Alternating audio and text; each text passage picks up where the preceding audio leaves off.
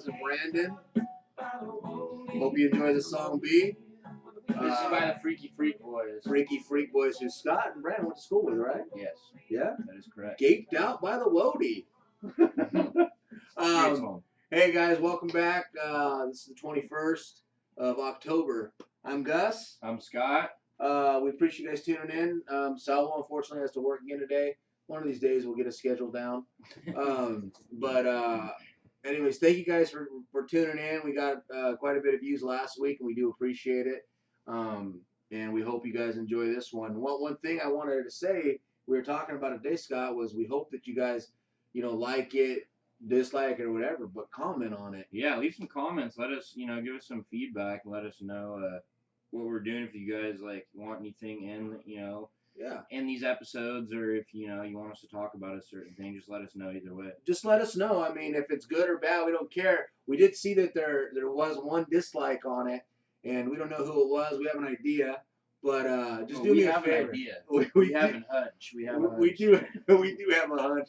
But just do us a favor. I'm gonna steal the line from Herm Edwards. Put your name on it. That's right. Put your name on it. Let us know. We don't care. It's not a big deal. This is a lot of fun for us, and again, we appreciate it. So we're going to go ahead and get started. Let's go ahead and start with, since the Niners and Raiders, the Raiders had a good week. We'll start with the Raiders. They had a good week last week. Perfect week.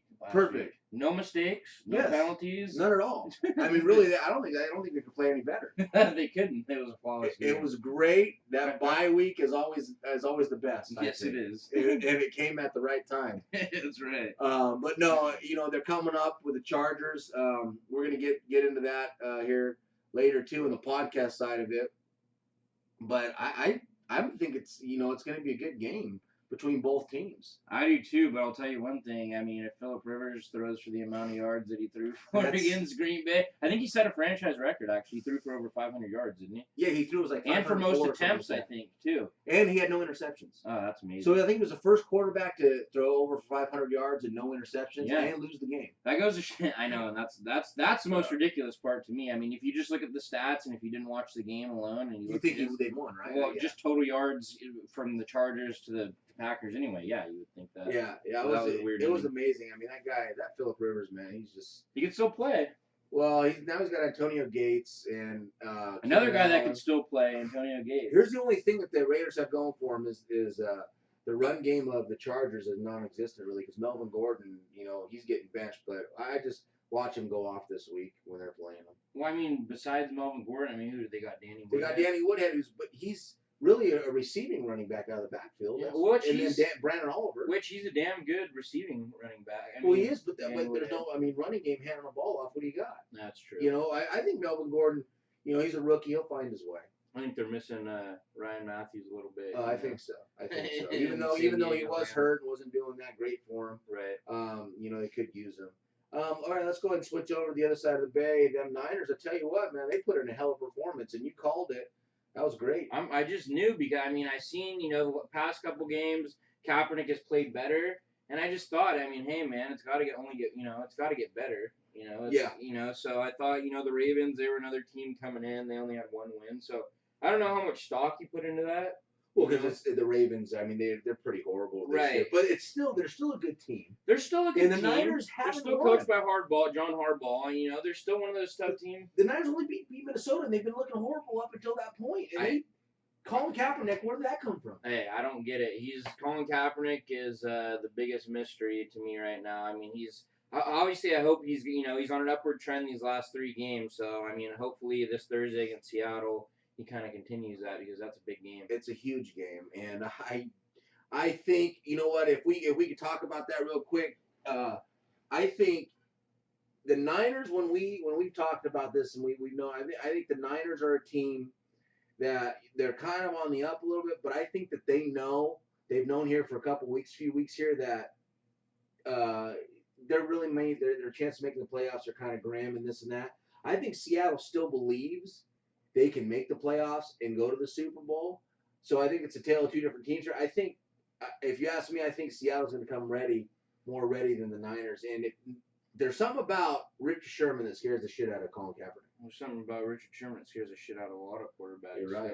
Freaking, even though, yeah, he's not having so far the type of year that he's had in the past, but it's still Richard Sherman. Yeah, I mean, it's still Richard Sherman and Kaepernick. If you look, I think his QB rating against Richard Sherman and all their matchups combined is like 17.1 QB rating against Richard Sherman. Really? Yeah. Oh, wow. So that's an interesting fact. But to go back to what you said about the playoffs, the interesting part is, I mean, I hope the Niners don't believe that they can't. I'm just saying. Because in that division, I mean, yeah, you got obviously Arizona Cardinals. They're a really good team, but they got 2 losses. The Rams have 3. Yes. If the Niners can somehow beat the Seahawks this week and go to 3 wins and kind of climb leapfrog Seattle, they're still in it. But like you said, if they lose this game, and Seattle comes to play like you said, and they're more hungry, then I say if they lose this one, then obviously it's over. But they do a lot of drag racing in Seattle too.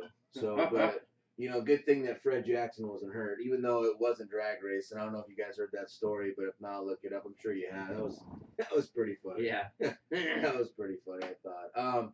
All right, let's go ahead and switch over. I want to talk about Brady real quick. You were just telling me you read the article too. He said Brady thinks he can play 10 more years. You know what? I mean, I can't disagree with him. In 10 years, what is he? 10 years? 38? How long did Brett Favre play? Yeah, but Brett Favre, I mean, they're different. Brett Favre did a lot of Wrangler commercials. Well, he did. Yeah, and he wore Crocs. Crocs? Well, I hear the Wranglers are really good for circulation in the legs, too. Well, so. Circulation in other places, they took that picture. Just ask that cheerleader. Ask that cheerleader. So, no. Is that the one in that song they sing about on the one? Oh, I think that I found. Yeah, Brett Favre produced that song, but he just had a front man for him to sing it. Oh, okay. Well, because he's not that good of a singer. He found himself a cheerleader. I think I don't know if Brady can go 10 more years. I think if you give him the protection, why not, man? I mean, yeah, he's not the same. He's not the same player as like a Brett Favre. He's not as mobile, but that's what I'm saying. Tom Brady, has he shown signs of slowing down? No. Actually, I think he's MVP right now. Yeah, that's what I'm saying. So until he starts saying, hey, like Peyton Manning, you look at Peyton Manning this year, he's not the same Peyton Manning. No, not at all. So, but let's get into that real quick here. Because there's people that are saying, well, he's not the same Peyton Manning, and he needs to do this, and he needs to do that.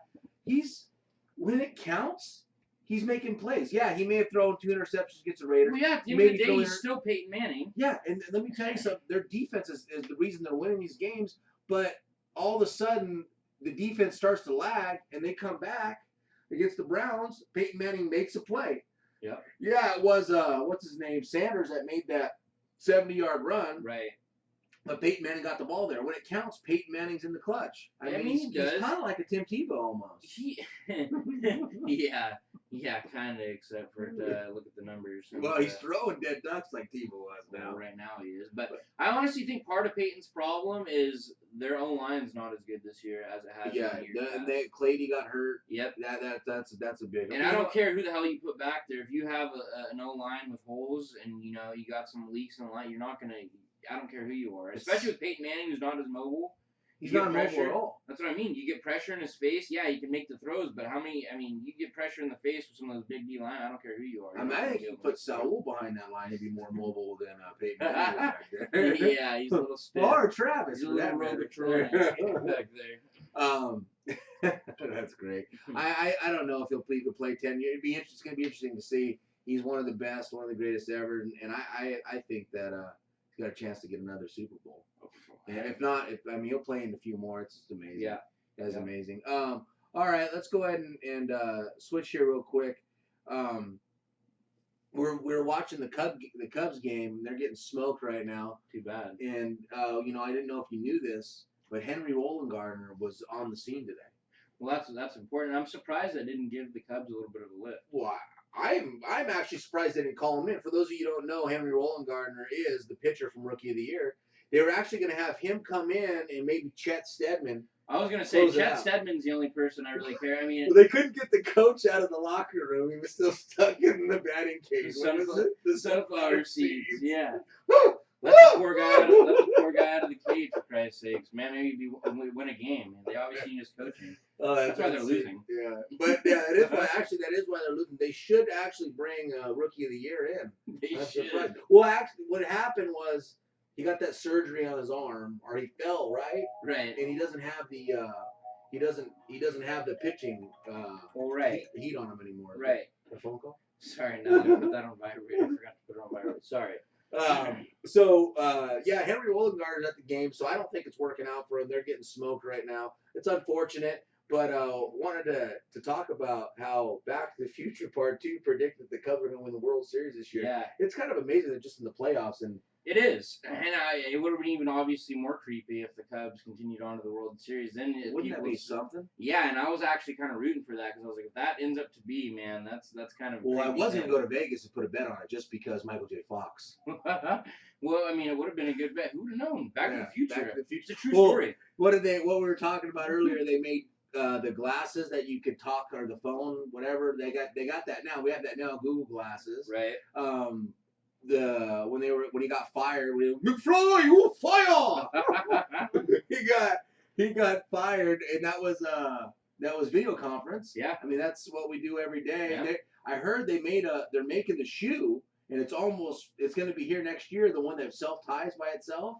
What? Yes, Nike's making it. Are you? You know, I swear to God. Wow. That was just reading it online. Self-tying shoe. Yeah, it looks just like the one on Back to the Future. And where's the hoverboards? Well, they have a prototype. They do? Yeah, I was just talking to Gordo about that. They have a prototype. Actually, you know what? You're right.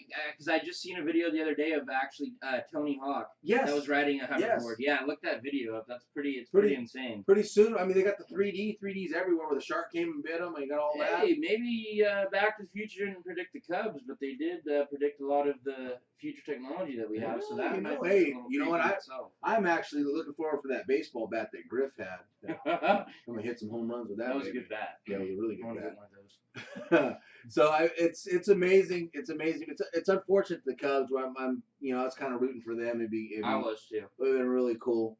But it's kind of funny. Did they let Bartman? Did they let Steve Bartman back? He won't answer his phone. I guess they can't get a hold of him. They tried to. Really? Yeah, they tried. Are they gonna invite him to the game? Yeah, they were trying. Don't send him on the foul line. Nobody would. Well, he was listening to the game on his Walkman. That video, that's still one of those things. Yeah, you look back on it, it's just like, wow, how would you do that? So, real quick here, I was just we were talking about, my kids haven't seen, well, except for my son, but my girls haven't seen any of the Back to the Futures. Oh. And so we're gonna go ahead. Well, actually, Alexis saw one of them, but I'm gonna go ahead and show them those because it's a shame. I mean, those are great movies. They really are. Oh, those are classics. Yeah, and then great movies. It's just funny how they predicted everything. I mean, it is. I think it's great. Well, they did when they made that movie. They didn't even have like the Miami Marlins or Florida Marlins. No team exists, and that's who the Cubs were playing in the World Series. That's kind of creepy in itself. Yeah, it is. It's funny. That's weird. Real quick here, Scott. Let's go ahead and get back into football real quick. Let's talk about this real quick, just a quick second or so. Hall of Fame class of 2016. I know it's something that we both like to discuss about. Right. We're not going to get into all the guys that are in there. The main two, Brett Favre and Terrell Owens are up for the first time. Obviously, you agree. I mean, Brett Favre is definitely first ballot. He's in this year, it's right? It's a no-brainer for me. The guy has the most interceptions of all time, but he also has the most touchdowns thrown of all time. He was the definition of a gunslinger, and everybody knows Brett Favre. Yeah, everybody knows Brett Favre. Brett Favre. Brett Favre. Brett Favre. It's actually pronounced Brett Favre. That's right. No, I agree with that. I've always loved Brett Favre. I mean, the guy was tough. What did he miss? I mean, how many games in his whole career? Like, two or three. Not much. I mean, look at how long that guy played. So I have the ultimate respect for. Oh yeah, absolutely. So there's that, and then Terrell Owens.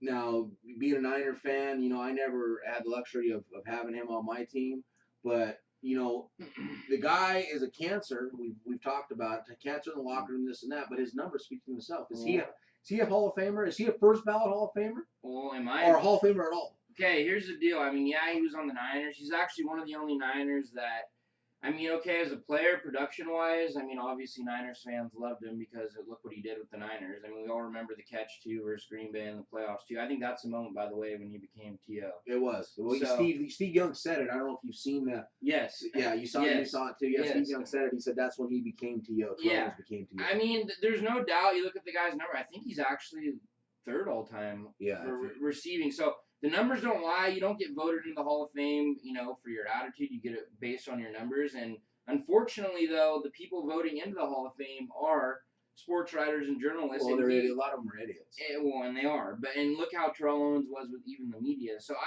I mean, he was entertaining and he was all that, but at the end of the day, like you said, he was a cancer, to most locker rooms. You look at anywhere he went, and there was always some sort of rift between somebody. If it wasn't, when he went to Philadelphia, him and Donovan McNabb, couldn't coexist, which is a shame because I think that that duo could have been a lot better. It could have been great. Now, so if you get a vote, he's in. For me, he's in. Don't like him as a person, but well, you're not. The numbers, you can't deny the numbers, man. I agree. He's in too. For me, I think he should be a first ballot as well. All right, give me. Let's go ahead and go lock of the week. By the way, Scott hit his lock of the week last week. I did not hit the lock of the week. Well, I hit the lock of the week. He hit the lock of the week. I didn't get my upset, and you didn't get your upset. That's right. Yeah. Actually, that Broncos Browns game wasn't so much of a lock at first. I was like, oh no, man. I'm like sitting there watching it. I thought they were gonna win. Yeah, and I was like, no way. And the Browns, they came out and gave it their all. So kudos to the Browns, man. So who do you got this week? Lock of the week. I'd say my lock of the week. Let me just go over this again. I'd say I'm gonna go with Pittsburgh over the Chiefs. Pittsburgh over the Chiefs? Pittsburgh over the Chiefs. I mean, the Chiefs are what, 1-5? Yeah, and that's my upset of the week. Well, we did the same thing. We did the same thing last week. You want to go 5 more? Yeah. 5? Yeah. All right. We'll throw down another bet. I already won a 12-pack, by the way, so I want to know on the bet. Yeah. So I'll take that. So Pittsburgh versus the Chiefs is my lock, just because the Chiefs, obviously, they have. Yeah, no, it's going to be a good game. All right, that's your lock. Okay, give me. I get my upset. So my lock of the week is going to be Atlanta. Is going to beat the Titans. Okay. Well, I mean, yeah. No. Yeah, Atlanta's going to beat the Titans. That's my lock of the week. Well, are they going to play for the Titans? Yeah, they say he is, and that's probably an easy one. But I mean, they're coming off a bad loss. But you know what? You kind of went out there and limited more a little bit. Let me go ahead and get you another one here. Yeah, come on, spice it up a little bit. I'll go with the Panthers to beat the Eagles. Oh, ooh. Yeah, Panthers beat the Eagles. See, that's actually my upset. That is your upset? Whoa. I'm going with, the Eagles over the Panthers is my upset pick for Week 7, so just note that. So we're just going to wash that out then? Yeah. Go another, just double nothing or however it works? Hey, I'm a betting man. Whatever you want to bet, let's do it. Go 5 on our locks and upsets. Okay. All right. Sounds good. All right. All right, guys. You heard it here. Yeah. Hey, real quick, just in honor of Saul, let's go ahead and give a salute. Salute.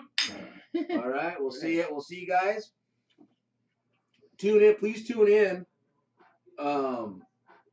next week and tune into the podcast. We're going to go ahead and go to the podcast. You can find us on Twitter and on the podcast on YouTube. Thank you very much. Thank you guys. And leave comments. Yes, please leave comments. Leave some comments. And this here is for the Vegas crew. You guys know who you are.